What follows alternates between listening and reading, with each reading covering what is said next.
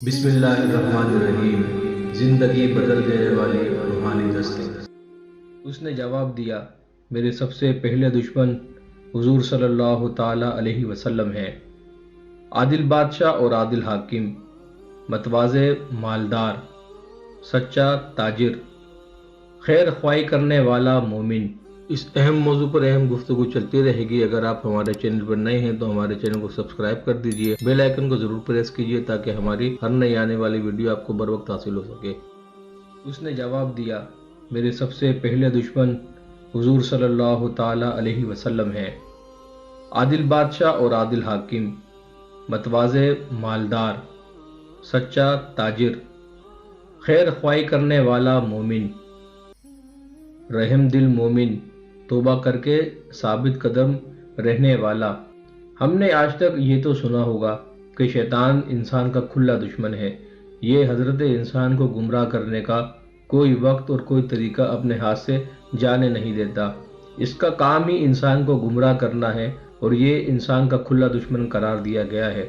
مگر کیا کبھی ہم نے یہ بھی سوچا ہے یا یہ سنا ہے کہ کوئی انسان بھی شیطان کا دشمن ہو سکتا ہے؟ آئیے شیطان نے جس کا خود اقرار کیا وہ سنتے ہیں۔ حضرت فقیہ ابو لیث سمرقندی رحمۃ اللہ علیہ نے اپنی کتاب وہب بن منبع رحمۃ اللہ علیہ سے ایک روایت نقل فرمائی۔ اس میں ہے کہ حضور صلی اللہ علیہ وسلم نے شیطان سے پوچھا کہ اے ملعون، تیرے کتنے دشمن ہیں؟ تو شیطان نے جواب دیا کہ 15 قسم کے لوگ میرے دشمن ہیں۔ نمبر 1، سب سے پہلے دشمن آپ صلی اللہ تعالی علیہ وسلم ہے۔ نمبر 2، عادل بادشاہ اور عادل حاکم۔ نمبر 3، متواضع مالدار، یعنی جو لوگوں کی تواضع اپنے مال سے کرتا ہے۔ نمبر 4، سچا تاجر۔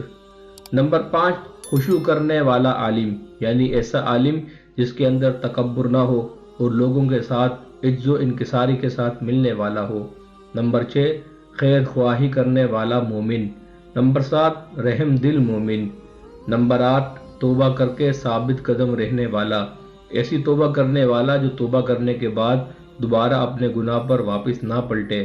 نمبر 9، حرام سے پرہیز کرنے والا، وہ ہر طرح کا حرام، کھانے میں، پینے میں، دیکھنے میں، عمل میں، کوئی بھی حرام ہو۔ نمبر 10، ہمیشہ طہارت پر رہنے والا مومن۔ نمبر 11، کثرت سے صدقہ کرنے والا مومن۔ نمبر 12، لوگوں کے ساتھ اچھا برتاؤ کرنے والا مومن۔ نمبر 13، لوگوں کو نفع پہنچانے والا مومن۔ نمبر 14، قرآن کریم کی ہمیشہ تلاوت کرنے والا عالم اور حافظ۔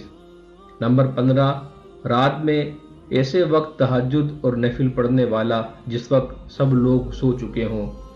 آقا علیہ الصلوۃ والسلام کو شیطان نے یہ بات بیان کی کہ یہ تمام کے تمام لوگ میرے بڑے دشمن ہیں۔